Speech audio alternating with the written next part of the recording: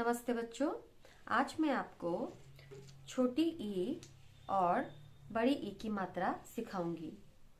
छोटी ई की मात्रा हम हमेशा आगे से लिखते हैं और बड़ी ई की मात्रा हम पीछे से लिखते हैं। मेरे कहने का ये मतलब है कि छोटी ई की मात्रा लेफ्ट साइड से स्टार्ट होती है और बड़ी ई की मात्रा राइट हैंड स्टार्ट से स्टार्ट होती है। अब आप देखो, जब हम जितने भी व्यंजन वर्ण हैं, अगर उन वर्णों में हम छोटी ई की मात्रा लगाएंगे तो उसका उच्चारण कैसा होगा। जैसे कि ये है क में छोटी ई की मात्रा की, फिर ख में छोटी ई की मात्रा खी, ग में छोटी ई की मात्रा की, च में छोटी ई की मात्रा ची। तो आपने ये नोटिस किया है कि जब भी हम छोटी ई को प्रोनाउंस करते हैं तो हम ज्यादा स्ट्रेस नहीं करते हैं, हम बहुत ही कम समय में बोलते हैं, जैसे कि ची। अब मैं आपको दिखाती हूँ कुछ वर्ड्स जो कि हम छोटी ई से बनाएंगे। जैसे कि द में छोटी ई की मात्रा दी, न, दिन। फिर हम बनाएंगे प में छोटी ई की मात्रा पी, न, पिन। फिर ह में ग में छोटी ई की मात्रा गी, न, गिन। तो ये थे हमारे छोटी ई से कुछ शब्द।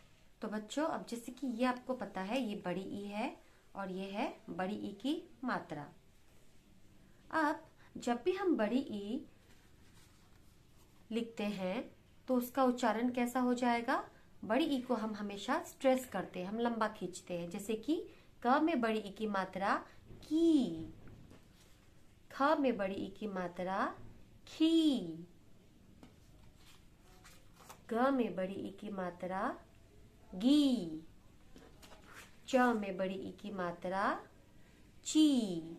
तो आपने नोटिस किया है कि बड़ी ई की मात्रा जब हम यूज करते हैं, हम उच्चारण करते हैं तो हमें लंबा खींचना पड़ता है, स्ट्रेस करना पड़ता है। अब मैं आपको कुछ वर्ड्स सिखाऊंगी जो कि हम बड़ी ई से बनाएंगे। जैसे कि ये है न में बड़ी ई की मात्रा म, नीम। व में बड़ी ई की मात्रा र, वीर। और न में बड़ी ई की मात्रा र, नीर। तो आप लोगों को ये ध्यान में रखना है कि जब हम छोटी ई की मात्रा उच्चारण करते हैं हम ज्यादा स्ट्रेस नहीं करते हैं, हम कम समय लेते हैं। और जब हम बड़ी ई की मात्रा उच्चारण करते हैं तो हम स्ट्रेस करते हैं और हमें थोड़ा सा ज्यादा समय लगता है।